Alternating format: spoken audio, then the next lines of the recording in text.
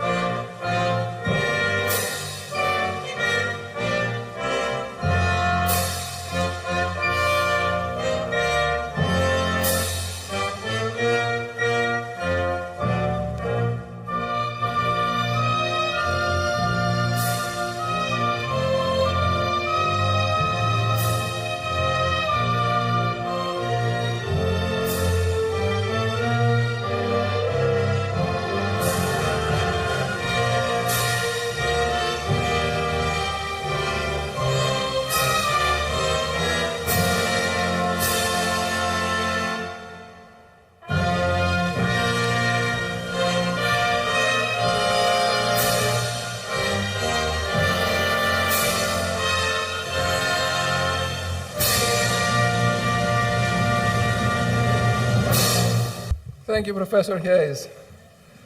Good morning, everyone. I'm Marios Papaefthymiou, Dean of the Donald Brent School of Information and Computer Sciences at the University of California, Irvine. On behalf of the faculty of the school, welcome to the 2018 Graduate Commencement Ceremony for the Master of Human Computer Interaction and Design degree candidates.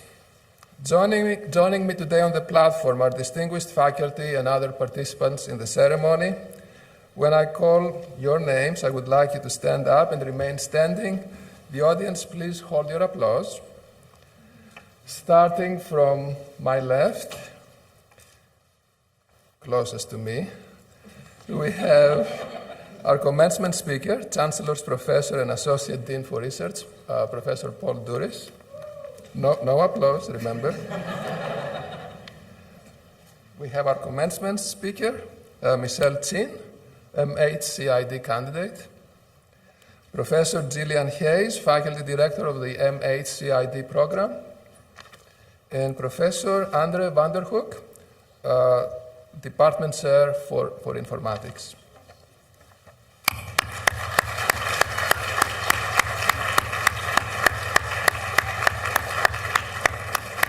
Please remain standing. I also wish to acknowledge the presence on the front row of other distinguished faculty and staff for the program. Please stand up so that we can recognize you.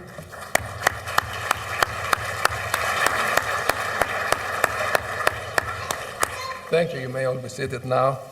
The class of 2018 is our second and largest graduating class of the MHCID program, with 25 students graduating today.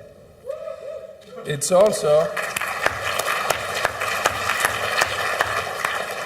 a large class, but it's also a very diverse class. I'll give you a few tidbits. Half of the members are women. An exceptional. This is an exceptional feat for a STEM program, because we all know that diversity in information technology is a real issue, and we're doing our best to put our little, to address that issue as much as we can. This cohort had the first 2 students from abroad. They're not really international students, but they lived abroad while completing the program. This group also had numerous new jobs and promotions during the program. One student turned an internship with Zillow into a full-time job in Seattle. So I guess people get jobs before they even graduate, which is a great thing. Another student will be teaching user interfaces at UCLA in the winter, starting in 3 months. Still another got a new job as a user interfaces designer at SAP down the road, Newport Beach. Someone else got a promotion, and they now manage a team of 5 employees. One student, please, yes. One student was appointed to a State Council for Autonomous and Aerospace Administration. lots of students moving around while completing their degrees. One of our students moved from Hong Kong to Japan, another one from South Korea to the US. Somebody else moved to the Bay Area. That's not a long trip, but that's okay. It counts. One of our students designed an award-winning logo, and last but not least, one student made the ultimate sacrifice. The student quit Instagram to focus on the program.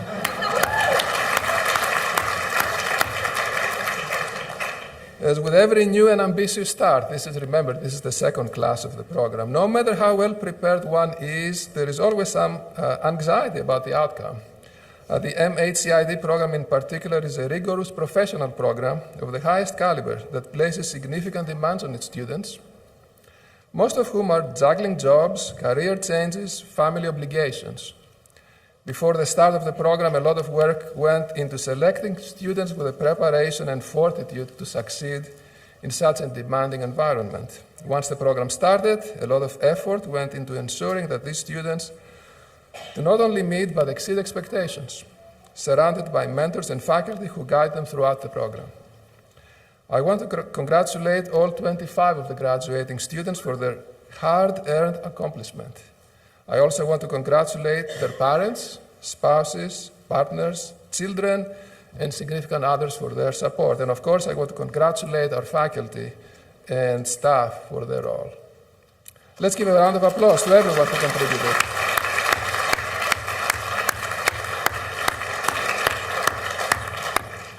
Thank you, Dean Papafthmeou. It is my pleasure to introduce our student speaker, Michelle Chin. From the first day, Michelle has been a leader in our program. She regularly takes the time to support others, share information she finds, be a friend, and just be a mentor and coach to so many of us. It's no surprise to me that her peers elected her to speak on this auspicious occasion. Please join me in welcoming Michelle. Thank you all for being here this morning, and thank you, Cohort 2, for allowing me to speak on our behalf. I know I'm not alone when I say this has been one of the fastest yet slowest years of my life. Many of us came to this program after a long break from academia. The majority had full-time jobs when we began. Several are married. Some have kids. Some are now expecting a child. Some changed jobs or moved, and at least 2 got engaged. Over the past 12 months, family members have fallen ill, pets have fallen ill, some of us have been ill ourselves, along with a myriad of other obstacles that we've had to overcome that are very real and challenging. Despite all that, we're here. We made it to the finish line. And we couldn't have done it without the support of the faculty, the staff, all of the family and friends who are here today, the loved ones, the family and friends who could not make it today. We thank you and we love all of you. I've ruminated on what to say today and was reminded of the story from Liz Merriweather, a writer for the television show New Girl. Here she's talking about an episode she wrote that guest starred the artist Prince. It had been a very up and down project, and Prince nearly backed out at one point because the script had been rewritten. Ultimately, Liz managed to get the script to a place where Prince agreed to remain involved. Here she's been shooting from sunset to sunrise every night and is halfway through the production. Suffice to say, she was at her peak point of stress, pressure, and fatigue, something we're a little bit familiar with. At 3 a.m. in the middle of the week, I was holding a cup of coffee for dear life when someone showed up. "Hey, I think Prince wants you."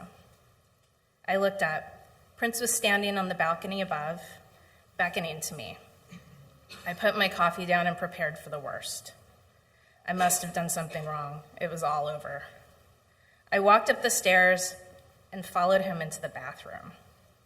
He turned out the lights. For a moment, I was standing in a small, dark bathroom, alone with Prince. Then he flicked a lighter on under his chin, and he said, "Isn't this funnier?" I realized he was acting out the scene that we were about to shoot. As scripted, Zooey Deschanel was in a dark closet, and Prince surprises her by turning on a flashlight under his chin.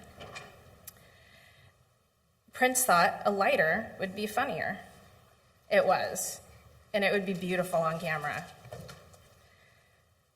I started laughing. He smiled. I tried to stay cool. Yes, that's funnier. Let's do that. As if there were ever a world where doing exactly what was inside Prince's head wasn't one of the greatest privileges of my life. We were still standing in the dark with only a lighter between us. I think he kept the light on for my benefit because nothing could have ever stopped Prince from being able to see in the dark. He made his own light. I didn't know Prince personally. Ultimately, we only worked together for 3 weeks in December 3 years ago. But I remember that time for the rest of my life. Not because of his celebrity, I mean a little bit because of that, sure. But because I got to observe the way he worked. I got to observe the rigor, the care, the thought he put into every detail, every word, every moment. We've all seen The Voice or American Idol.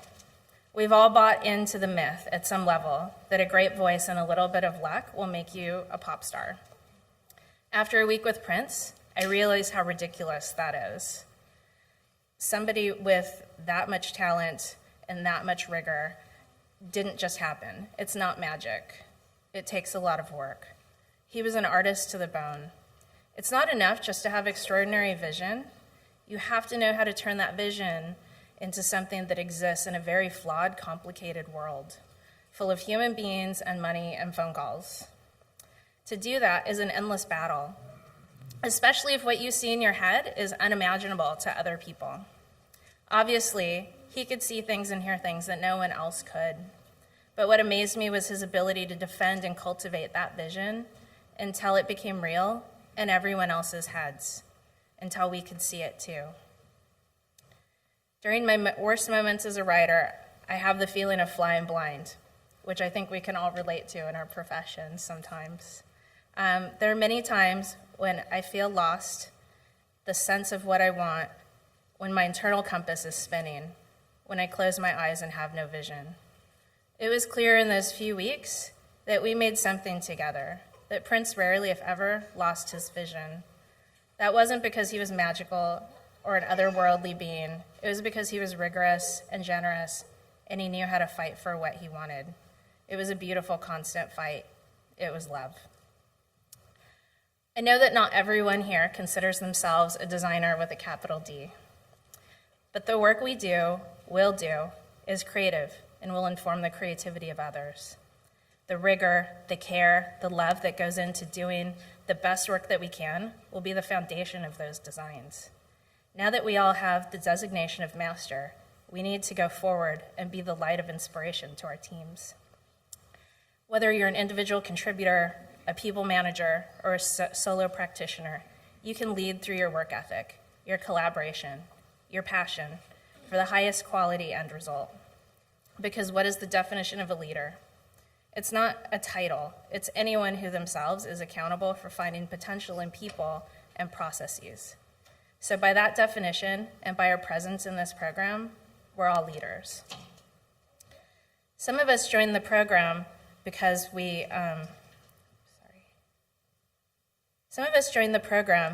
were established in our careers, but maybe took an unconventional route and sought to validate our experience, expand our foundational knowledge, or maybe we had pangs of imposter syndrome. Some of us are newer to the field and are excited by all the new possibilities, wanting to ensure we're prepared for the continued evolution of whatever title our skills match in the coming years. But the mastery of the coursework for this degree is only the beginning. True mastery requires lifelong curiosity, rigor, and love for what we do. My dad and I were having a conversation last week about what I want to do when this program's over. As I talked about various paths and opportunities, he posed this question. He's like, okay, so you can go work for X, Y, or Z company, and you can make whatever salary you ask for. If they give you that title you want, what's the step after that? It was a great question, and one that caused me to pause and recall one of my first driving lessons from him. He always said, don't only watch the car directly in front of you, but look at what's happening 2 or 3 cars in front of them. In other words, don't be short-sighted. My dad, who worked for the railroad for 25 years and was the first minority to ascend to foreman, he managed the roundhouse, which is where all the trains go for maintenance. It was a big job, and he was really good at it. In fact, he was the best. But that didn't come easy, and it wasn't magic. It was hard work and a continual desire to always be better. He may not be familiar with the ins and outs of working in a media or tech company, but he understands organizational structure, politics, and pitfalls. He understands people. He knows me, and he knows what I'm capable of. So when he asks, am I going to love what I'm doing for a particular company? Do I believe in the mission, business standards, leadership at that company? Am I only chasing a title or money or some false sense of recognition? Who am I trying to get approval from? Why does their opinion matter?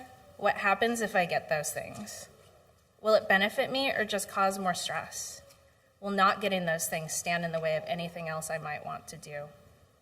And where do I see myself after that?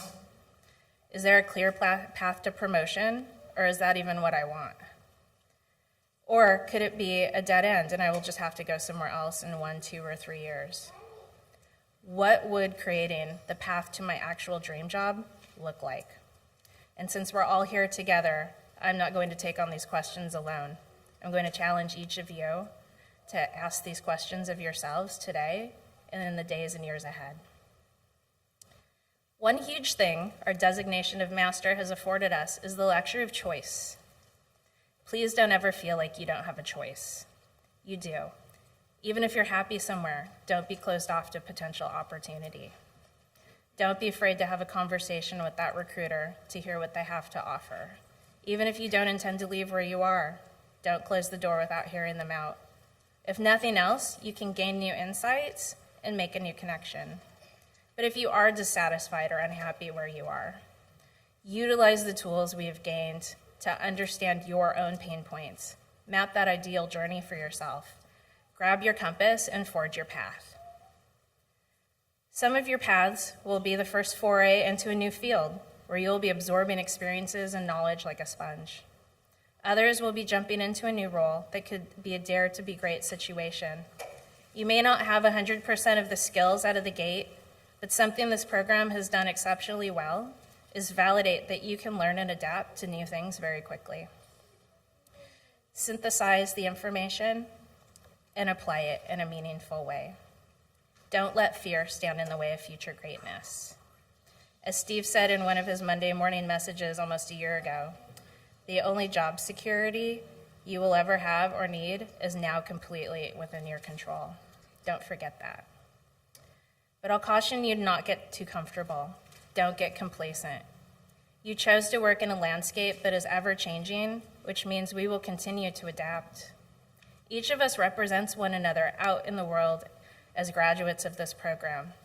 As masters, continue to apply the same rigor, empathy, and level of detail with your work and time. Share your curiosity and passion with others as you have with each of us over the past 12 months. Hang on to and cultivate your vision, and always fight for what you want because you love it. Thank you all for being so supportive to me and to one another throughout this program. The camaraderie, generosity of spirit, and kindness displayed amongst the members of Cohort 2 has been inspiring and humbling. Thank you all for the sacrifices you've made and for staying the course on this journey. We did it. Congratulations, friends. Now go out there and be amazing. Thank you, Michelle, for those beautiful words. It is now my pleasure to introduce our commencement speaker, Dr. Paul Durish. Paul has had a storied career in HCI as one of the foundational people in our field doing research at such places as Xerox PARC, Apple, and we were lucky enough to bring him here some years ago. What I mostly want to say about Paul, though, is I can tell you 100% with certainty this program would not exist were it not for Paul Durish. And this is not only because of his role in the field, but also his role in mentoring every single faculty member who teaches in this program. And he was this cornerstone. Although he does not directly teach in it, I promise you his influence is felt. So we are so pleased to be able to have him come and speak with you today. Thank you, Paul. Thank you, Jillian. Good morning. Well, obviously, I'd like to start by offering my congratulations to the graduating class and also, of course, to all their friends and family gathered here today. We are very proud in the Brown School of the MHCID program and the accomplishments of its graduates, and so we're very happy to welcome you to that family today. So congratulations.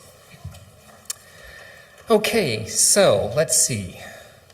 There are, I have to confess, some peculiar ironies to the idea of asking a faculty member, an academic, to give a commencement address.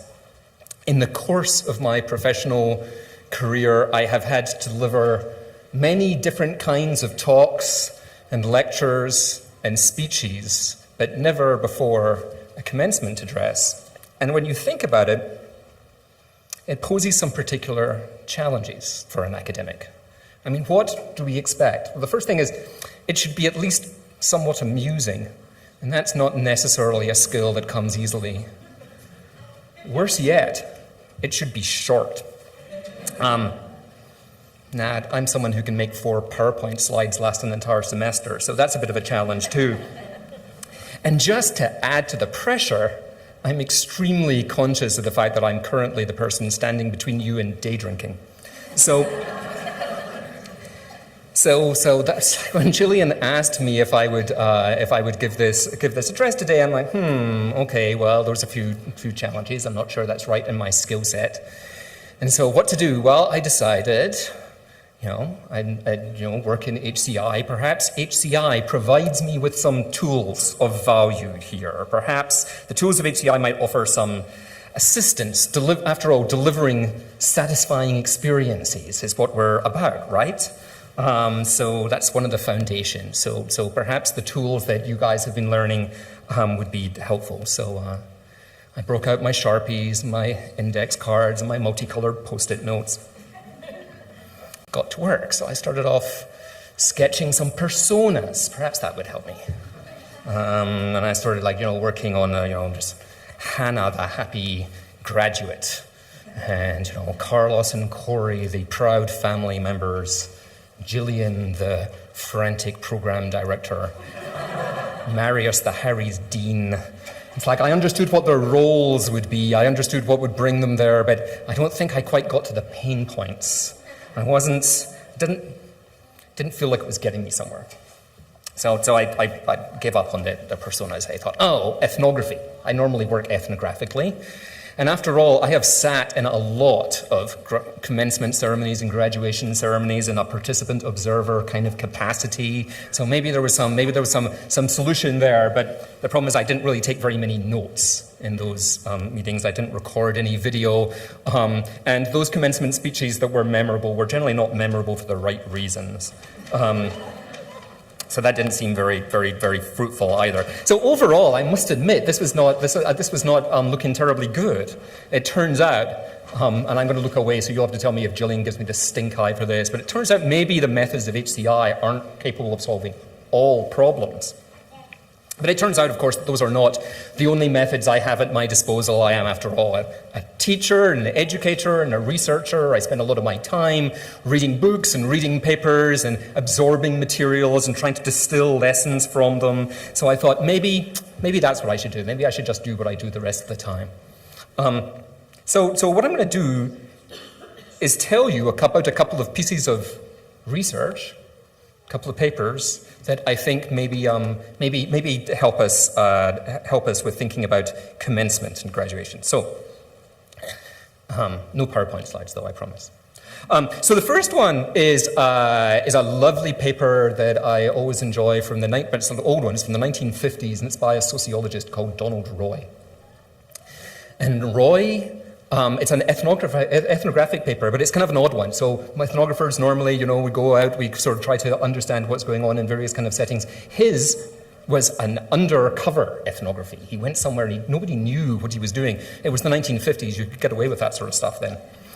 So he went undercover at this factory, and so the whole paper is set in this, what's called the clicking room, which is this curiously isolated part of a factory. You're never really very sure what goes on in the factory, never even very sure what goes on in the clicking room. It's called the clicking room because I think they insert fasteners in fabric and the machines make clicking noises. Whatever, it's mind-numbingly dull work. And the paper is actually largely about the mind-numbing dullness of it all and what happens, the way people deal with that. Because it turns out there's 4 guys who work in this room, and over the years working in this room, they've developed all sorts of rituals to break the monotony. They have all these moments in the day that they use just to sort of like relieve the tedium of or whatever, or click, click, click, I guess, as the machines go. And it's all sort of stupid stuff. Fights over whether the window should be open or closed. The guy who always turns the other guy's machine off every time he goes to the loo. Catchphrases that they all recite all over the time. And these sort of particular things that they just did every single day, day in and day out. And one of these is actually the title of the paper, and it's called Banana Time. And it's the time that one of them says, I think I'm going to have that banana that I brought in to eat today, sometime mid-afternoon. And every single day, he goes to eat his banana and discovers that one of the other guys has already eaten it and left the banana skin behind. Every single day, without fail. Everyone knows exactly what's going to happen. Everyone knows exactly how this is going to play out. And nonetheless, it goes on. Now, the paper goes on, and one of the things that happens is that the ethnographer sort of accidentally questions one of the assumptions behind one of the stories they gave. He breaks the routines, he breaks the social camaraderie, and everything for a few weeks returns to mind-numbing drudgery. But I want to just even think about that, about the banana time part. So I use this paper a lot when I'm teaching. It has a lot of different lessons. One is that it's actually quite funny, which again is a useful thing in academic work to remind people that humor is not only acceptable, but even sometimes useful for research. But the thing about this paper is it's kind of crazy, right? These people are nuts, in some sense. That is, they keep doing exactly the same thing. All these things, peach time, banana time, Coke time, window time, they have all these different things they do every day. And it's like, these are just, exactly the same things all the time, even though it's perfectly obvious what it is that's going to happen. The guys are kind of like nuts. They're sort of voluntarily sustaining all sorts of bizarre shared delusions. So what the hell is generalizable about this? What's the point, right? Why is Roy telling us this? He's not telling us that banana time happens in other places, because I've never seen banana time happen. But he's reminding us, amongst other things, that all workplaces are nuts, at least kinda. In their own ways. And the relevance for us, I think, is then to try to remember, as we sort of go forward and think about, the kinds of methods that you've been learning and the kinds of work that you're doing, remember to sort of celebrate the unique and the idiosyncratic and the different and the just plain nuts in all the settings that we look at, because it turns out that it's the idiosyncratic and the unusual and the weird and the just plain nuts that actually make settings interesting to people. So I think we have to resist the way that things like personas might lead us towards very narrow views and try to leave space for nuts.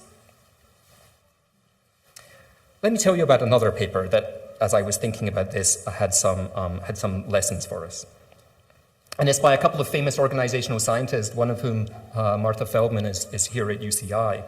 And it's a paper that starts off by asking, or by following on from the idea that organizations are information processors. And this is an idea that won the Nobel Prize in 1978, with the idea that when we're in settings and organizations consume information, and they chew it up and process it, and they make decisions. And in this paper, they want to reflect on a conundrum. And the conundrum is, if it were true that organizations are information processors, gathering information, data in order to make decisions, then we would expect two things to happen. The first is that because it takes time and energy and money and effort to gather information, you wouldn't gather information if there wasn't a decision to be made. And the second is that once you'd made a decision, you would stop gathering information. But anyone who's worked in any organization knows neither of these things are true. We do all this stuff all the time, even when there are no decisions to be made. The university continually asks me to supply it with information that I know it already has, but it just somehow needs in a new way, and I can't tell why they want it. None of these things are actually just not true. So what they suggest in the paper is that information has a dual role in organizations. There's what you might call an instrumental role, that is, it does something for someone, it's a tool. But it also has symbolic role, has symbolic value. If you go into a meeting and you're the person with a great big stack of charts and graphs and tables and information, you're ahead of the game already.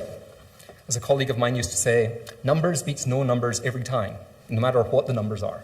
It just doesn't matter. If you're the person with the information, you're the person with control, you're a person with power. So again, what I want to suggest from that paper is there's a lesson for us as we go forward and think in HCI terms. Because I think that dual view, the instrumental and the symbolic, has much wider import than that paper might suggest.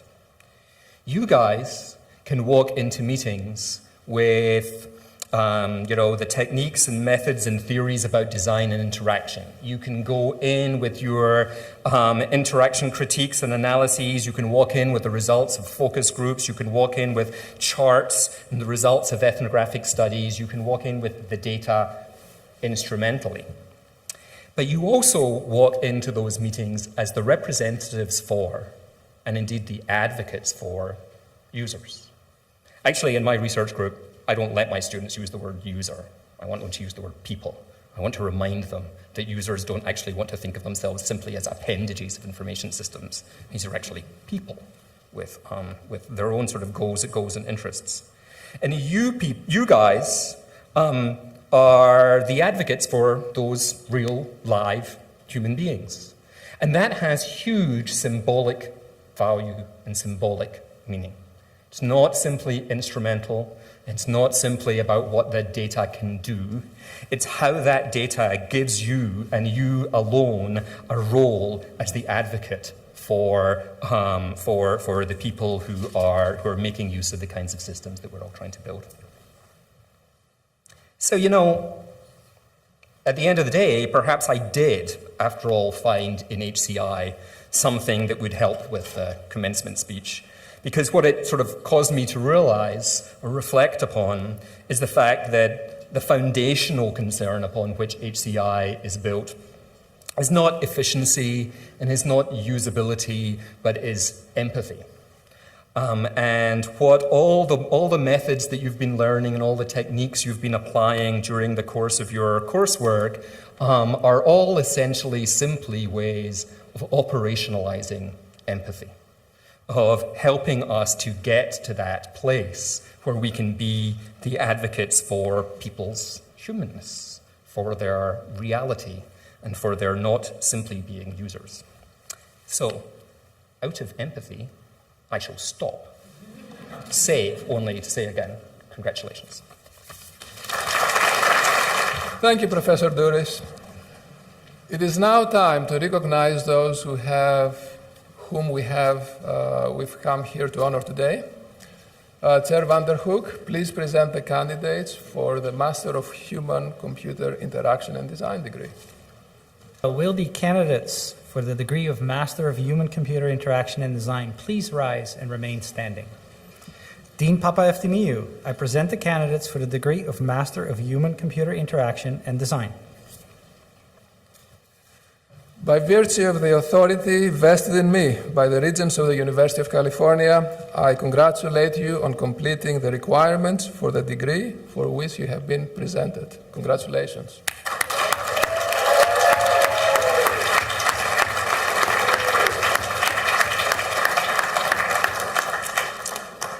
So, new masters, please come forward to be recognized. Michelle Chin.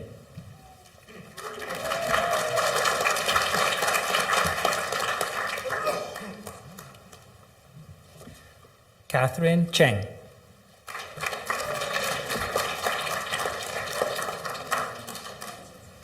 Shireen Davudpur.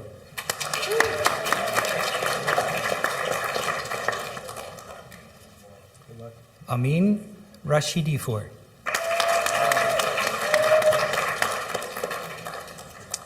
Umir Rashidipur.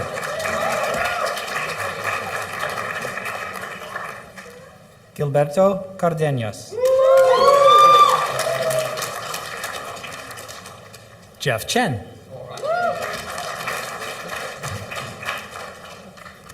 Davidson Young.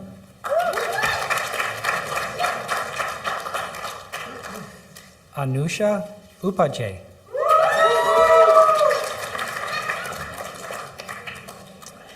Miyuki Takazono.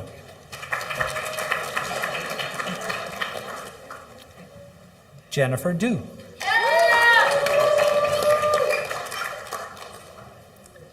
Shilpa Tripathi.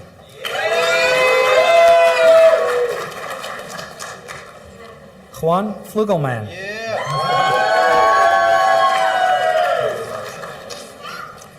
Francis Rodriguez. Umit Barot.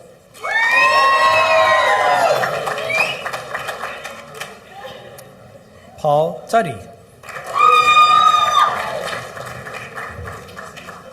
Joyce Xu.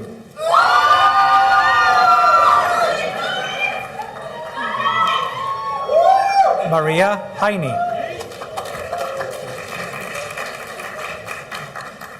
Gary De La Cruz.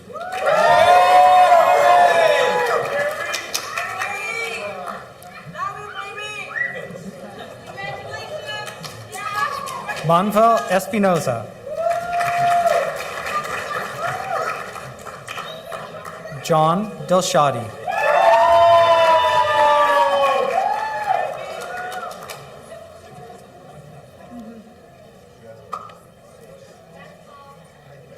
Shreya Gupta. Calvin Lin.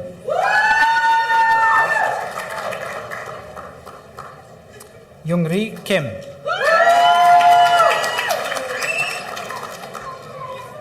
And Sarah Murray.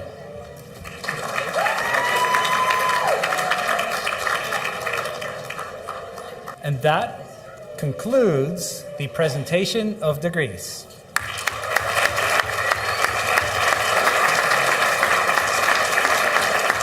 Congratulations to all of you. This is my favorite moment of every commencement ceremony.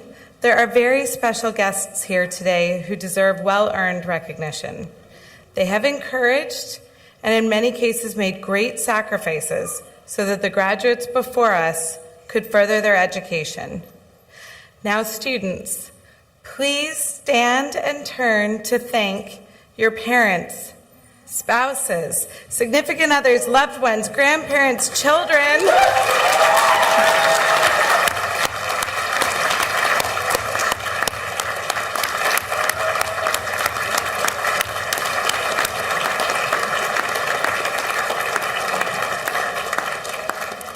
Our thanks to all of you, and congratulations to the graduates.